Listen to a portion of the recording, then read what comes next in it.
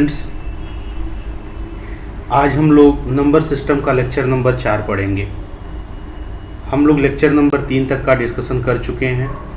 एक बार हम आपको वैसे ही स्लाइड पर दिखा दे रहे हैं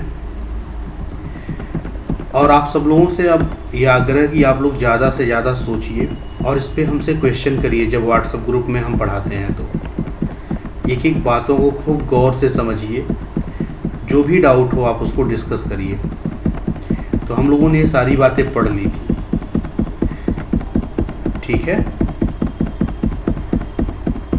रसल पैराडॉक्स, मॉडिफाइड, यह सब हम लोगों ने लास्ट क्लास में ही पढ़ लिया था। एक्जियोम्स भी देखा था, इस पर ऑब्जर्वेशन भी देखा था और हम लोगों ने पावर सेट देखा था। पावर सेट को हमने कहा था कि बड़ी इंपॉर्टेंट होने वाला है, तो एक बार और हम आपको थोड़ा सा बस याद दिला दे रहे हैं। पावर सेट क्या होता है? अगर ये कोई सेट है तो collection of all subsets of that set is known as a power set. पक्का? तो आप लोग इस बात को याद रखिएगा। आज हम लोग कैंटर का थ्योरी पढ़ेंगे, इसीलिए ज़रूरी है इसको याद रखना। फंक्शन आप लोगों ने देखा था, उस पर कुछ ऑब्जर्वेशन किया था। सिमिलर सेट के बारे में आप लोगों ने आज ग्रुप में क्वेश्चन भी पूछे। हम लोग यहाँ पे नाम तो लिखे इनफाइनाइट सेट, लेकिन अभी हम लोग भूल जाएंगे हम लोग कुछ पढ़े इनफाइनाइट सेट। बस हम लोग ये जानेंगे कि जो इसके सिमिलर नहीं है, अभी हमको कुछ नहीं मालूम एन क्या है, कौन क्या है। अभी आगे चल करके हम लोग सब जानेंगे क्या होता है इनफाइनाइट सेट। अब देखिए यहाँ पे आज हम लोग यहीं से अपना लेक्चर शुरू करते हैं। जो सेट ऑफ नेचुरल नंबर है वो कभी भी सिमिलर नहीं होगा किसी भी initial segment of natural number के लिए। इस बात से आप सभी लोग सहमत हैं? क्योंकि चाहे आप कोई भी एन ले लोगे तो ये सेट जाकर के वहाँ पे टर्मिनेट कर जाएगा, लेकिन नेचुरल नंबर तो कभी टर्मिनेट करता नहीं है, तो कभी भी आपको 1 1 और 2 फंक्शन मिलेगा नहीं। इसका मतलब नेचुरल नंबर सिस्टम कभी भी इसके सिमिलर नहीं होगा, और जो इसके सिमिलर नहीं होता है वो फाइनाइट नहीं होता है। अभी हमें यहाँ पे वर्ड इनफाइनाइट यूज नहीं करना चाहिए, अभी आगे करते हैं। आइए अब देखिए, हम जस्ट उसी के आगे वर्ड इनफाइनाइट अब यूज करना चाहते हैं। For the concept of similarity, जब हम लोग सिमिलरिटी के कंसेप्ट का डिस्कशन कर रहे हैं तो सिमिलरिटी के कंसेप्ट के लिए merely a set is important, केवल सेट इम्पॉर्टेंट है, ठीक है। सिमिलरिटी अपने आप में एक रिलेशन है, एक तरह का एक एडजेक्टिव है। Two sets are said to be similar, एक फला फला फला चीज़ हो जाए, देयर एग्जिस्ट 1 1 और 2 फंक्शन बिटवीन देम हो जाए। तो सिमिलरिटी को डिफाइन करने के लिए ना सिर्फ और सिर्फ सेट इम्पॉर्टेंट है, सेट के सिवाय कुछ नहीं इम्पॉर्टेंट है। आप लोग पढ़ रहे हैं बहुत दिनों से, आपने देखा होगा isomorphism, homomorphism, automorphism, inner automorphism, linear transformation, है ना। ऐसे होम्योमॉर्फिज्म, डिफरेंशिएबल मैनिफोल्ड में आप लोगों ने ऐसे बहुत टर्मिनोलॉजी पढ़ा है। तो क्या homomorphism, isomorphism, automorphism, homeomorphism, diffeomorphism, linear transformation, क्या वो भी मियरली एक सेट के बीच में डिफाइन होते हैं? तो जब आप गौर से सोचेंगे तो आप देखेंगे कि ये सारी जो प्रॉपर्टी है ना, जो ये सारे एडजेक्टिव है ना, होमोमॉर्फिज्म, होम्योमॉर्फिज्म, आइसोमॉर्फिज्म, यह अलजेब्राइक स्ट्रक्चर के लिए बने, ठीक है। ये सब के सब अलजेब्राइक स्ट्रक्चर के लिए बने हुए चीज़ें हैं। यहाँ पे ऐसे सिंपली हम लोग इसका यूज नहीं करते हैं। क्लियर है बात? और तो जब भी हम इन सब चीज़ों को पढ़ेंगे तो इन सब चीज़ों को पढ़ने के लिए हम लोगों को सिर्फ और सिर्फ मियरली एक सेट की ज़रूरत नहीं पड़ेगी, but for algebraic structure we define the terminology like homomorphism, isomorphism, linear transformation, diffeomorphism, है ना। इन सारी टर्मिनोलॉजी को हम लोग अलजेब्राइक स्ट्रक्चर के लिए पढ़ते हैं। जैसे वेक्टर स्पेस अलजेब्राइक स्ट्रक्चर होता था, ग्रुप अलजेब्राइक स्ट्रक्चर होता था, रिंग अलजेब्राइक स्ट्रक्चर होता था, मैनीफोल्ड अलजेब्राइक स्ट्रक्चर होता था। तो हम लोग मैनीफोल्ड जब वो भी अपने आप में एक अलजेब्राइक स्ट्रक्चर है, यमियन, है ना। तो इन सारे प्लेस पर इन सब चीज़ों को डिफाइन करते हैं। क्लियर पूरी बात? Like that similarity is also, but it is merely a for this merely a set is important. लेकिन उन सारी बातों के लिए जब उन सबको हम लोग पढ़ते हैं तो अलजेब्राइक स्ट्रक्चर इम्पॉर्टेंट होता है। जो हम कार्डिनैलिटी वर्ड का इस्तेमाल कर रहे हैं। कल भी हमने कहा था कि जब इवोल्यूशन हुआ, धीरे धीरे जब क्रांति आई, तो नई नई चीज़ों का जब इन्वेंशन हुआ तो करस्पॉन्डिंग मेजरमेंट के लिए भी नई चीज़ों को डेवलप करना पड़ा। ऐसे ही जब सेट आया तो सेट को कितने नंबर ऑफ एलिमेंट कंटेन कर रहा है, इसको भी काउंट करने की हमको ज़रूरत पड़ी, कि स्केल की ज़रूरत पड़ी। इसीलिए हम कह रहे हैं कि जो कार्डिनैलिटी है ना, ये वर्ड मात्र और मात्र एक स्केल को डिनोट करता है। दूसरी बात, अगर कोई सेट नॉन एम्पटी है, एम्पटी सेट फाइनाइट होता है, सभी लोग जानते हैं। अगर कोई सेट नॉन एम्पटी है और ए सिमिलर नहीं है S N K, initial segment of N K, for any N belongs to natural number, चाहे आप कोई भी एन नेचुरल नंबर में ले लीजिए, किसी भी एस एन की अगर ए सिमिलर नहीं है, देन वी से that A is not finite, या हम एक टर्म यूज करेंगे इनफाइनाइट। जब नॉट फाइनाइट के बाद सबसे पहले जब इनफाइनाइट आया होगा तो लोगों ने ऐसे, जैसे इस लड़की का चेहरा दिख रहा है ना, ऐसे ही दिखा होगा यार इनफाइनाइट क्या होता है, बिल्कुल आश्चर्य में होकर के, है ना, ये कौन सा शब्द हो गया इनफाइनाइट। ठीक है, तो ये बड़ा आश्चर्य वाली बात है कि फाइनाइट के बाद पहली बार इनफाइनाइट इस तरह से इंट्रोड्यूस हुआ। चाहे जितनी माइथोलॉजी हो, चाहे वो हिंदू धर्म ग्रंथ में हो, जैन धर्म ग्रंथ में हो, या कहीं भी हो, इन एवरी माइथोलॉजी इनफाइनाइट सिर्फ और सिर्फ भगवान को ही माना गया है। भगवान ही अनंत है। इनफाइनाइट मीन्स ऑलमाइटी गॉड, है ना। तो सभी लोगों ने ऑलमाइटी गॉड के लिए ही इनफाइनाइट शब्द का इस्तेमाल किया है। तो यहाँ मैथमेटिक्स में इस इनफाइनाइट का भी सेंस स्टार्टिंग में लोग वहीं से ले रहे थे कि ये कुछ और नहीं, लाइक दैट गॉड ही है। Like in all mythology the word infinity is used for super power, almighty God, so infinity is like that। अब यहाँ पे हुआ क्या, हमने स्टार्टिंग में कहा था ना, there are infinite type of infinities, अनंत प्रकार के अनंत। तो कैंटर अभी इस चीज़ को अब जो है धीरे धीरे बताएंगे, लेकिन उसके पहले पहुँचने तक हमें कुछ और चीज़ों को पढ़ना पड़ेगा। तो हुआ क्या, इनफाइनाइट बोलने में बहुत बड़ी समस्या आने लगी। अब हुआ क्या कि कैंटर ने कहा क्या, Cantor developed different types of symbols. Cantor ने डिफरेंट टाइप के सिंबल को डेवलप किया to denote potential of sets and different types of infinity. अब तो इनफाइनाइट सेट, डिफरेंट सेट जो इन्फिनिटी सेट है, जैसे नेचुरल नंबर, रियल नंबर, है ना, सबकी कार्डिनैलिटी को डिनोट करने के लिए कैंटर बहुत वर्क किया और बहुत ही डिफरेंट सिंबल्स को जो है ईजाद किया। सिंबल्स किस बात के लिए, पोटेंशियल ऑफ सेट को बताने के लिए। कार्डिनैलिटी ऑफ सेट या पोटेंशियल ऑफ सेट का मतलब यही होता है। इसको बताने के लिए इन्होंने खूब सिंबल ढूंढे और डिफरेंट टाइप के इन्फिनिटी बनाए। अब हुआ क्या कि जब ये बना रहे थे डिफरेंट टाइप की इन्फिनिटी, तो चूंकि सारे धर्म ग्रंथों में लिखा हुआ भगवान एक है, मीन्स भगवान ही तो इन्फिनिटी था उस समय, अनंत ही तो भगवान था। तो जब कैंटर इस पे काम कर रहे थे तो लोगों ने इनका विरोध भी किया, काफ़ी लोगों ने इसका विरोध भी किया। जो धर्म गुरु होते थे वो विरोध करते थे। तो कैंटर को एक लेटर भी लिखना पड़ा कि एक्चुअली आप वाली जो इन्फिनिटी है और मेरी मैथ वाली इन्फिनिटी है, दोनों में अंतर है।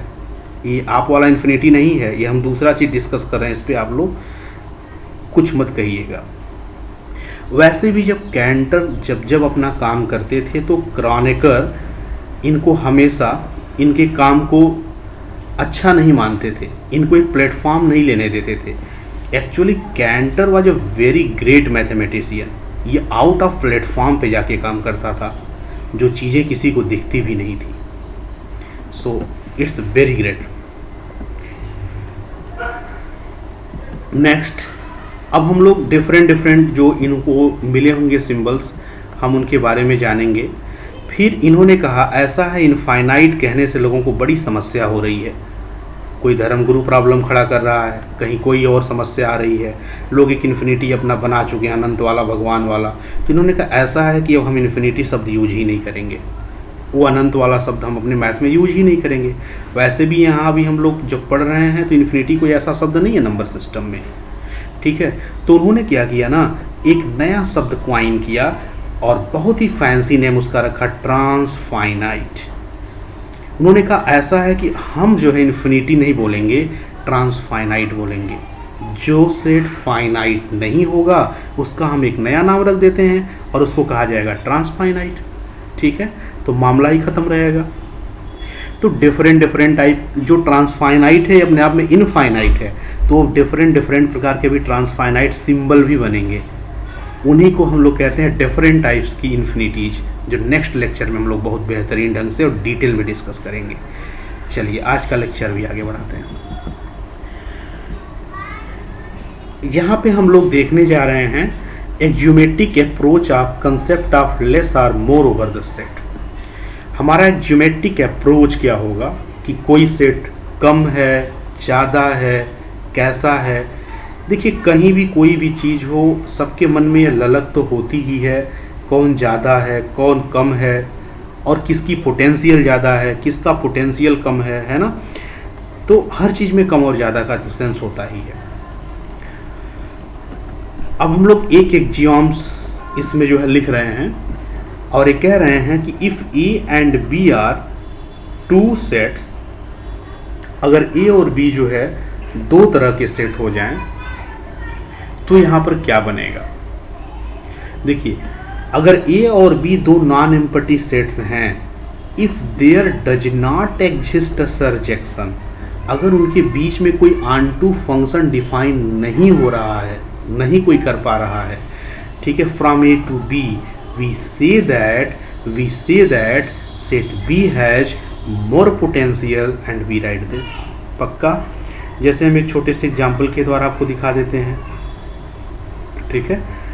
अब मान लीजिए कि आपके पास कोई दो सेट है और हमने इसमें कुछ एलिमेंट ले लिया। मान लीजिए कि इसमें हमने ले लिया 1 2, दो एलिमेंट ले लिया, और यहाँ पे हमने जो है 3 एलिमेंट ले लिया, 1 2 एंड 3।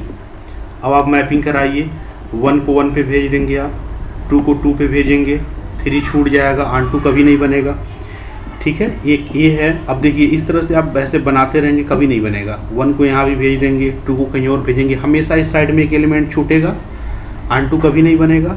तो वही कहा जा रहा है कि अगर दो नॉन एम्पटी सेट हैं और इनके बीच में अगर एक भी ऑन 2 ना मिले, कभी सर्जेक्शन मिले ही ना, तो हम कहेंगे कि बी का जो पोटेंशियल है ना वो हमेशा ए से ज़्यादा रहा होगा, तभी ऐसा हो रहा है। तो बी का पोटेंशियल ए से क्या होगा, ज़्यादा हो जाएगा, तभी ऐसा बन पा रहा है। क्लियर है पूरी बात?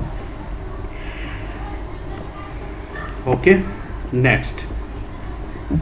तो अगर किसी सेट का पोटेंशियल ज़्यादा दिखाना है तो आप इस बात को दिखा सकते हैं कि अगर उसके बीच में एक भी ऑन 2 फंक्शन नहीं है तो हमेशा जो बी का पोटेंशियल होगा, जहाँ पे फंक्शन पहुँच रहा है, ज़्यादा होगा, ठीक है।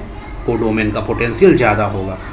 एक्सियोम नंबर 2 देखिए, मान लिया कि ए और बी कोई दो सेट है, ठीक है।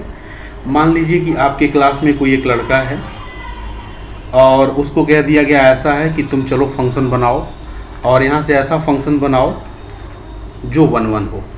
मान लिया कि उसको दे दिया गया कुछ ऐसे, एक सेट ले लिया गया जिसमें कुछ एलिमेंट रख दिया गया ए बी एंड सी, ठीक है, और दूसरा सेट रख दिया गया उसके पास 1 2, बस 2 ही रखा गया और कह दिया जाए अब ऐसा करो कि चलो तुम इसको मैच कराओ इसके साथ। तो अगर छोटा लड़का है तो क्या करेगा, इसको इससे मैच कराएगा, फिर इसको इससे मैच करा देगा, फिर सोचेगा इसको किससे मैच कराएं, तो फिर प्रॉब्लम में आएगा, सोचेगा चलो ठीक है दोबारा बनाते हैं, इसको इससे मैच कराएगा, इसको इससे मैच कराएगा, फिर ये छूट जाएगा, तो फंक्शन ही नहीं बन रहा है, 1 1 ही नहीं बन रहा है इसका, है ना। लेकिन अगर इसको कहीं और मैच करा देगा तो क्या हो जाएगा, ये 1 1 रह ही नहीं जाएगा। क्लियर है पूरी बात? तो आप लाख कोशिश कर लीजिए, अगर इधर वाला कम है ना नंबर ऑफ एलिमेंट, तो आप 1 1 कभी नहीं बना पाएंगे, क्योंकि फिर ए वाला कहाँ पर पहुँचेगा, नहीं हो पाएगा। तो यहाँ पे 1 1 नहीं बन पाएगा, ठीक है, और परेशान हो जाएगा बनाते बनाते। फिर आप बाद में बताएंगे एक्चुअली बनेगा ही नहीं, तो और परेशान हो जाएगा, जब बनेगा नहीं तो बनवा क्यों रहे हैं, ठीक है। तो कह रहा है कि अगर ए और बी दो नॉन एम्प्टी सेट है ना, if there does not exist injection, मतलब वन वन फंक्शन अगर नहीं मिल रहा है इनके बीच में, तो गारंटी है कि इसकी वाली कार्डिनलिटी, मतलब जो डोमेन की कार्डिनलिटी है ना, वो ज़्यादा होगा, या पोटेंशियल क्या होगा ए का ज़्यादा होगा, किसके तुलना में, बी की तुलना में। सो अगर ए और बी दो नॉन एम्प्टी सेट्स हैं and between them there does not exist a injection or one function from A to B, then we claim that A has more potential and we write the cardinality of A is more than the cardinality of B। पक्का? हम लोग यहाँ पर एक example पढ़ने जा रहे हैं, बहुत ध्यान से समझिएगा क्योंकि इसमें थोड़ी सी टेक्निक है और इसमें हम दो टर्मिनोलॉजी क्वाइन करेंगे, गुड एंड बैड एलिमेंट। खूब ध्यान से आप इसको देखेंगे। आपने कोई एक सेट सपोज कर लिया, हमने यहाँ पे एक सेट ले लिया ए, इसमें 5 एलिमेंट रख दिए, 1 2 3 4 5, आप कोई भी 5 एलिमेंट कोई भी ले लीजिए सेट, ठीक है। एक काम करते हैं हम लोग, उसी सेट से उसके पावर सेट पर एक मैपिंग डिफाइन करते हैं। पावर सेट समझते हैं ना, पावर सेट मतलब collection of all subsets of the set ए, इसी सेट ए के सारे सबसेट का कलेक्शन है। तो हम लोग बी की जगह पर, जैसे अक्सर मैपिंग बनाते हैं ए से बी पर, हम लोगों ने बी की जगह पर भी कौन सा सेट ले लिया, पावर सेट ऑफ ए। एक आप मैपिंग डिफाइन कर रहे हैं, कहाँ से, ए से उसी सेट के पावर सेट पे। पावर सेट मतलब collection of all subsets of A पर, ठीक है। अब हमने यहाँ पर एक स्ट्रक्चर के द्वारा दिखा दिया ताकि आपको थोड़ा अच्छे से दिखे। मान लिया कि ए में 5 एलिमेंट हैं, अब इसके पावर सेट में कितने एलिमेंट होंगे, ए के जितने सबसेट बनेंगे, कितने सबसेट बनेंगे किसी सेट में, अगर 5 एलिमेंट है तो 2 के पावर 5 32, 32 सबसेट बनेंगे। पक्का? तो पी ए की कार्डिनलिटी कितनी होगी, 32 होगी, मतलब इस साइड में 32 एलिमेंट होंगे। हम उन 32 में से कुछ को लिख ले रहे हैं, आप सबको लिख सकते हैं, बना सकते हैं, लेकिन हम कुछ से ही अपना काम कर लेंगे। जो हमारा मकसद है बैड और गुड एलिमेंट डिफाइन करना, कुछ से ही काम चल जाएगा। देखिए सिंगलटन 1 ए का सबसेट होगा, क्योंकि केवल ए को लेंगे, ठीक है। ए का सबसेट होगा मतलब पी ए का मेंबर होगा, समझ गया ना। पी ए में कैसे एलिमेंट हैं, ए के सबसेट हैं, तो सिंगलटन ए क्या है, ए का सबसेट है, और ए का हर सबसेट क्या होगा, पी ए का मेंबर होगा। तो सिंगलटन ए ले लिया, 1, 2 ले लिया, 2, 3 ले लिया, 1, 4 ले लिया। एम्प्टी सेट क्या होता है, हर सेट का सबसेट होता है, ये भी पावर सेट ऑफ ए में होगा। पक्का? कल हमने ऑब्जर्वेशन भी किया था। 2, 4 भी किस में होगा, पावर सेट में होगा। क्लियर? तो हम इधर से मैपिंग डिफाइन कर रहे हैं, देखिए ध्यान से। हमने 1 को सेंड कर दिया सिंगलटन 1 पे, क्लियर। 2 को हमने सेंड कर दिया 1, 2 पे, ठीक है। 3 को हमने सेंड कर दिया 1, 4 पे, 4 को सेंड कर दिया 2, 3 पर, और 5 को सेंड कर दिया 1, 4 पे, ठीक है पूरी बात। अब देखिए हम इसी बात को थोड़ा सा लिख दे रहे हैं कि 1 मैप होकर के एफ के द्वारा कहाँ जा रहा है, 2 कहाँ जा रहा है, 3 कहाँ जा रहा है, 4 और 5 कहाँ जा रहे हैं। फ्रॉम फिगर आप देखिए, जब आप मैप करा रहे हैं तो 1 को कहाँ पे मैप कर दिया गया, सिंगलटन 1 पे, ठीक है पूरी बात। अब देखिए जहाँ पे मैप किया, मतलब F1 कितने के बराबर है, सिंगलटन 1 के, तो 1 किस में बिलोंग कर रहा है, देखिए 1 है ना, इसमें बिलोंग कर रहा है ना, इसमें इस सेट में। F1 एक्चुअली अपने आप में सेट बन गया है, ठीक है, मैपिंग के ही द्वारा, क्योंकि 1 का जो इमेज है वो सिंगलटन 1 है, ठीक। तो देखिए ध्यान से, F1 मतलब किसके इक्वल हो गया है, सेट सिंगलटन 1 के। तो देखिए ध्यान से, 1 जो है F1 में बिलोंग करेगा, क्यों, क्योंकि F1 कितने के इक्वल है, सेट सिंगलटन 1 के। तो देखो ध्यान से, यहाँ पर 1 क्या करेगा, F1 में बिलोंग करेगा। थोड़ा ध्यान से इसको सोचिए। ऐसे 2 जब आप मैप कराए हैं तो कहाँ पे मैप किया, कौन से सेट पर, 1 2 पे, ठीक है पूरी बात। अब देखिए ये जो मैप किया ना 2, ये 1 2 पे चला गया है, मतलब F2 कितने के इक्वल हो गया, 1 2 के। तो जरा देखो 2 किस में बिलोंग करेगा, F2 में, क्योंकि F2 कितने के बराबर है, 1 2 के, तो 2 F2 में बिलोंग करेगा। ऐसे जब आप 3 को जब मैप कराए हैं तो कहाँ पे पहुँचा, 1 4 पे, मतलब F3 कितने के इक्वल हो गया है, सेट 1 4 के। अब ध्यान से देखिए, ये जो 3 है क्या F3 में है, F3 कितने के इक्वल है, 1 4 के, तो नहीं है ना 3 इसमें। तो देखिए 3 does not belongs to F3, ये F3 में नहीं बिलोंग कर रहा है। जब आप 4 को मैप कराएं तो 2 3 पे गया है, मतलब F4 कितने के इक्वल है, 2 3 के। तो जरा बताओ 4 क्या F4 में होगा, नहीं दिख रहा है, तो 4F4 में नहीं बिलोंग कर रहा है, ऐसे 5 नहीं कर रहा है बिलोंग। तो आप देख रहे हैं कि यहाँ पे 1F1 में बिलोंग किया है, 2F2 में बिलोंग किया है, 3 नहीं किया है, 4 नहीं किया है, 5 नहीं किया है। ऐसे कोई भी कोई सेट देता तो इस तरह से आप बना लेते स्ट्रक्चर और इस तरह से आप क्लासीफाई कर लेते। अब देखिए इसके आगे, अब हम लोग क्या करने जा रहे हैं, एक सेट डिफाइन करने जा रहे हैं कैपिटल X, और इस सेट में क्या कर रहे हैं कि हम लोग A का O एलिमेंट रख रहे हैं। A मतलब समझ रहे हैं आप, A का मतलब इस A वाला A के हम O एलिमेंट रख रहे हैं, जो क्या कर रहे हैं, हम लोग A के उन एलिमेंट को इकट्ठा कर रहे हैं such that X does not belongs to Fx। जैसे देखिए 1 नहीं रहेगा इस सेट में, क्योंकि 1 A का मेंबर है, लेकिन 1 Fx में क्या कर रहा है, F1 में क्या कर रहा है, बिलोंग कर रहा है। देखिए यहाँ पे 3 रहेगा, क्योंकि 3 F3 में बिलोंग नहीं कर रहा है। तो कह रहा है कि A के हम उन एलिमेंट को कलेक्ट कर लेना जो Fx में बिलोंग नहीं करते हैं। क्लियर है पूरी बात? तो बताइए कौन कौन नहीं कर रहा है, 3 नहीं कर रहा है, 4 नहीं कर रहा है, 5 नहीं कर रहा है। तो इस सेट में कौन कौन आएगा, 3, 4, 5। तो हमने एक जो कलेक्शन बनाया X belongs to A such that X does not belongs to Fx, उसमें ये 3 एलिमेंट आएंगे। क्लियर यहाँ तक? Got my point? Now look at here, remark the elements who belongs to its image. ऐसे एलिमेंट जो अपने image में belong कर जा रहे हैं उन्हें गुड एलिमेंट कहेंगे। जैसे 1 अपने इमेज में बिलोंग कर रहा है, 2 अपने इमेज में बिलोंग कर रहा है, तो 1 और 2 गुड एलिमेंट हैं। ठीक है, तो हम क्या कह रहे हैं, हम कह रहे हैं कि the element who belongs to its image are called good element and the elements which do not belongs to its image are called bad element। ठीक है, इसका मतलब ये हुआ कि ये जो आपका जो सेट लिया गया ना, एक ऐसे एलिमेंट का है जो नहीं बिलोंग कर अपने इमेज में, मतलब बैड एलिमेंट का सेट है। ठीक है पूरी बात? चलिए अब हम यहाँ से एक बहुत बड़े स्टेज पे पहुँचने वाले हैं, कैंटर थ्योरम पर। देखिए अभी तक हम लोगों ने इनफाइनाइट सेट तो देख लिया कि set of natural number infinite होता है, लेकिन आप ये जानते हैं कि set of natural number infinite होता है लेकिन काउंटेबल होता है। हम लोग अभी तक पढ़ रहे हैं ना, अभी तक हम लोगों से अनकाउंटेबल सेट की मुलाकात नहीं हुई है। अभी हम लोग धीरे धीरे अपने मैथमेटिक्स को जनरलाइज करते हुए इनफाइनाइट सेट से अनकाउंटेबल सेट की तरफ बढ़ने की कोशिश कर रहे हैं। हालांकि इनफाइनाइट सेट में काउंटेबल और अनकाउंटेबल दोनों आते हैं, लेकिन अभी हम लोग केवल नेचुरल नंबर से परिचित हैं जो काउंटेबल है। अभी अनकाउंटेबल के बारे में हम लोगों ने कुछ भी नहीं पढ़ा है।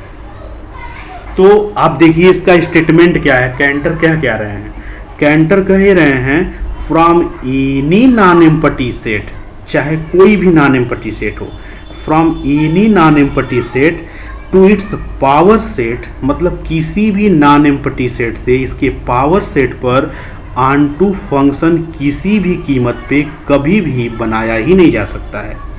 मतलब अगर कोई सेट नॉन एम्पटी है तो उस सेट से उसके पावर सेट पर onto function can not be defined.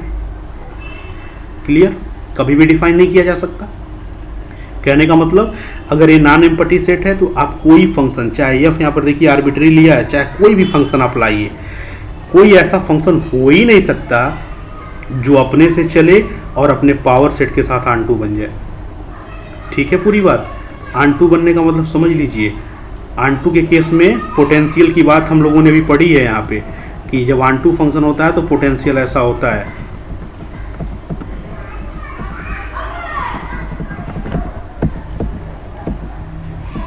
आपने देखा था उस केस में जो है पोटेंशियल उसका ज़्यादा होता है, जो 2 एक्सियम्स थे। तो चलिए यही वाली बात बनेगी, क्योंकि जब ऑनटू नहीं होगा तो पक्का इसकी कार्डिनलिटी ज़्यादा रहे होगी, पोटेंशियल ज़्यादा रहा होगा as compared to A, by that axiom less and more axiomatic approach. So देखिए ध्यान से, तो कैंटर साहब इतनी बड़ी बात बोले, अब देखो जरा ध्यान से इससे क्या फ़ायदा मिलेगा। अगर आप यहाँ पे नेचुरल नंबर ले लीजिए ना, सेट ऑफ नेचुरल नंबर, तो इधर आप power set of natural number लेंगे और कैंटर का थ्योरम अगर सत्य होता होगा, अभी प्रूफ किया जाएगा, अगर ये कैंटर का थ्योरम सत्य होता होगा तो तो गारंटी है कि नेचुरल नंबर से power set of natural number पे कोई आंटू फंक्शन मिलेगा ही नहीं, पक्का। क्योंकि जब कैंटर बोल रहे हैं तो ये नहीं कह रहे हैं कि ये जो सेट है वो फाइनाइट है कि इनफाइनाइट है, ये तो बस यही कह रहे हैं ना कि ये नॉन एम्प्टी है। तो अगर आप यहाँ नेचुरल नंबर भी ले लेंगे तो इधर power set of natural number पे कोई आंटू फंक्शन नहीं मिलेगा। आंटू न मिलने का मतलब यही होता है कि नेचुरल नंबर की कार्डिनलिटी कम हो जाएगी, किससे? Power set of natural number से। इसका मतलब नेचुरल नंबर के सेट से बड़ा भी कोई सेट होता है, वहीं से भी अनकाउंटेबिलिटी का कंसेप्ट आएगा। क्योंकि नेचुरल नंबर तो चलो हम लोग जानते हैं काउंटेबल है, लेकिन कोई और आने जा रहा है जो उससे भी बड़ा होने जा रहा है। तो कैंटर की यही बात एक नए प्लेटफॉर्म पर, एक नए प्लेस पे और मैथमेटिक्स में एक इवैल्यूएशन लाया, एक नई चीज़ लाई। तो अब हम लोग इन सब चीज़ों को देखते हैं कि मैथमेटिक्स में धीरे धीरे कैसे चीज़ें आगे की तरफ बढ़ रही हैं। तो ये जो इनका थ्योरम है वो वैलिड है सबके लिए, फाइनाइट रहे चाहे इनफाइनाइट सेट रहे, ठीक है। चलिए अब हम लोग नेक्स्ट आते हैं इस पर, इसका प्रूफ करते हैं, ठीक है। एक काम करते हैं, जो फंक्शन दिया ना, कोई हमने आर्बिटरी एक फंक्शन एफ ली, वो डिफाइन कर दिया उस सेट से उसके पावर सेट पर, पक्का। कैंटर साहब क्या प्रूफ कराना चाह रहे हैं? There does not exist any onto function from any set to its power set. कभी भी आंटू फंक्शन नहीं मिलेगा किसी सेट से इसके पावर सेट पर, यही हमें प्रूफ करना है। तो अपने एम को आप ध्यान से रखिए। आंटू फंक्शन का मतलब समझते हैं, कोडोमेन में कोई भी एलिमेंट छूटना नहीं चाहिए, means that corresponding to each element of codomain there must exist the pre image in the domain set. तो ये दोनों बात आप क्लियर रखिए। अब देखिए यहाँ से सपोज कर लिया हमने कोई एक आर्बिट्री फंक्शन लिया जो उस सेट से उसके पावर सेट पर डिफाइन कर दिया। अब यहाँ पर देखिए, अगर x कोई एक एलिमेंट अगर आप ए में लेकर चलेंगे तो मैपिंग के द्वारा fx बनेगा, और fx बनेगा तो इसका कोई भी एलिमेंट अगर आप x लेकर चलेंगे तो किस में आ जाएगा? pa में आ जाएगा। ये तो बात क्लियर है। तो pa के अंदर आ जाएगा, मतलब fx किसका मेंबर बन जाएगा? pa का। समझ में आया? अब सोचो जरा, ये जो आपका pa लिखा है, pa है क्या? pa जो है कलेक्शन है, किसका कलेक्शन है? ऑल द सबसेट्स ऑफ ए का, क्योंकि ये पावर सेट है। पावर सेट क्या होता है? Collection of all subset of any set. तो आपने ए के अंदर कोई एलिमेंट लिया, मैप किया तो नाम fx बना, और fx पक्का है pa का मेंबर बन जाएगा। क्लियर? और pa का हर मेंबर क्या होता है? सबसेट होता है। किसका सबसेट? a का। तो गारंटी fx किसका सबसेट बन जाएगा? a का सबसेट बन जाएगा। ठीक है, बिल्कुल कोई कंफ्यूजन नहीं होनी चाहिए यहाँ तक। अब आइए डिफाइन करते हैं एक नया सेट कैपिटल X, और कहेंगे, देखिए यहाँ पे, अब यहाँ पर देखिए fx क्या है? आपका सबसेट है। किसका सबसेट है? कैपिटल A का। और जो हम नया सेट डिफाइन करने जा रहे हैं ना, इसमें हम कैपिटल A की उन मेंबर को लेकर के चल रहे हैं ना जो इस fx में बिलोंग नहीं करते हैं, जो fx में बिलोंग नहीं करते हैं। fx क्या है? A का सबसेट है ना, तो बहुत सारे मेंबर ए में होंगे जो fx में नहीं होंगे। तो कैपिटल X हमने ए के उन सारे मेंबर का कलेक्शन ले लिया जो fx में बिलोंग नहीं करते हैं। और अभी हमने कहा ऐसे को हम लोग क्या कहते हैं? बैड एलिमेंट, जो अपने इमेज में बिलोंग ना करता हो। तो x क्या हो गया? कलेक्शन ऑफ बैड एलिमेंट हो गया। कोई दिक्कत? क्लियर है पूरी बात? तो देखिए ध्यान से, यहाँ से कैपिटल X जो बना ना, कैपिटल X क्या है? ए के उन मेंबर का कलेक्शन है जो बैड एलिमेंट है, पक्का। तो x में कैसे एलिमेंट रखे गए हैं? ए के ही तो एलिमेंट रखे गए हैं, ठीक है। और सिर्फ वो एलिमेंट रखे गए हैं जो बैड एलिमेंट है, मतलब आपका x जो है ए का क्या बन गया? सबसेट बन गया। क्लियर है पूरी बात? x ए का क्या बन गया? सबसेट बन गया। क्योंकि यहां से देखिए आप, क्लियर है पूरी बात? कैपिटल X में ए के ही तो मेंबर हैं, इसीलिए कैपिटल X क्या बन गया? ए का सबसेट बन गया। अब देखिए जो PA है ना, इसमें A के सारे सबसेट हैं, because power set is the collection of all subset of A. तो अगर X A का सबसेट बनाए तो गारंटी ये PA में होगा। ठीक है पूरी बात? तो यहाँ तक की पूरी मैथमेटिक्स क्लियर है। चलिए सपोज कर लो कि फंक्शन हमारा आंटू होगा। कैंटर क्या कह रहे हैं? कोई आंटू हो ही नहीं सकता। हम लोग क्या करने जा रहे हैं? सपोज कर लिया कि हाँ कोई एक आंटू होगा। ठीक है, अभी कोई समस्या आएगी? देखा जाएगा, डील किया जाएगा। तो सपोज कर लिया कि अब क्या होगा, ऑन टू होगा। ये अब हमने कैसा चूज किया है, जो मन किया वो ले लिया, आर्बिट्री ले लिया है, तो बात आर्बिट्री के लिए भी चल रही है। तो सपोज कर लिया अब हमारा क्या ऑन टू है। अब देखिए ध्यान से, एक्स किसका मेंबर है, पीए का। ऑन टू फंक्शन क्या होता है, ऑन टू फंक्शन वह फंक्शन होता है कि अगर यहाँ से यहाँ पे ऑन टू चल रहा है तो पीए में कोई भी ऐसा एलिमेंट ना हो जिसको प्री इमेज ना मिले, सबको मिले, ठीक है। अब देखिए एक्स किधर है, कोडोमेन में है, पीए में है। आपने फंक्शन को क्या मान लिया, ऑन टू मान लिया है। तो कोई भी मेंबर अगर कोडोमेन में है तो गारंटी इस पर कोई ना कोई जरूर मैप करने आया होगा ए का मेंबर, क्योंकि मैपिंग ऐसे चल रही है। तो पक्का कम से कम एक एलिमेंट तो एग्जिस्ट करेगा ना।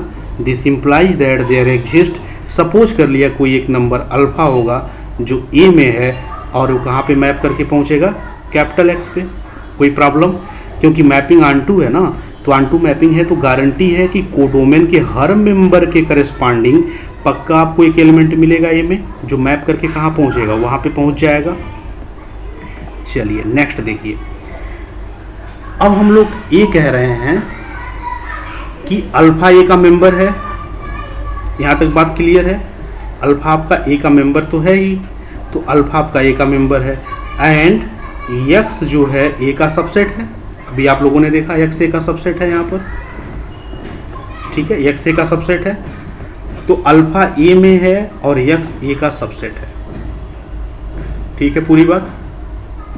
तो अल्फा ए में है और एक्स क्या है, ए का सबसेट है। तो अल्फा सपोज कर लीजिए कि कैपिटल एक्स में, दो संभावना बनेगा ना, या तो अल्फा एक्स में होगा या तो अल्फा एक्स में नहीं होगा, ठीक है पूरी बात। अल्फा ए में है और कैपिटल एक्स सबसेट है कैपिटल ए का, प्रीवियस में भी आपने देखा है। तो गारंटी तो है नहीं कि अल्फा एक्स में होगा ही, क्योंकि इसका सबसेट है, ए बड़ा है ना। तो अल्फा एक्स में हो भी सकता है, नहीं भी हो सकता है। काम करते हैं, एक हाथ में अल्फा ले लेते हैं और एक हाथ में कैपिटल एक्स ले लेते हैं। एक बार क्या कर लेते हैं, अल्फा एक्स में होगा, फिर कहेंगे अल्फा एक्स में नहीं होगा। कुछ इस टाइप का है, सी लफ्स में, सी नॉट लफ्स में, है ना। तो इस तरह से जरा डिस्कस करते हैं। तो अल्फा ए में होगा, अल्फा ए में नहीं होगा। तो पहले अल्फा अगर कैपिटल एक्स में होगा, सॉरी ए में नहीं, कैपिटल एक्स में अगर होगा, क्योंकि यह सबसेट है ना, तो अल्फा अगर कैपिटल एक्स में होगा तो कैपिटल एक्स जरा देखो कितने के इक्वल है। यहाँ पे देखिए कैपिटल एक्स इक्वल कितने के है, एफ अल्फा के। तो अगर अल्फा कैपिटल एक्स में है तो इसका सीधा सा मतलब क्या हो जाएगा, देखिए कैपिटल एक्स में कौन रहता है, कैपिटल एक्स में वो रहता है ए का मेंबर जो बैड एलिमेंट हो या जो अपने इमेज में लाई ना करता हो, ठीक है।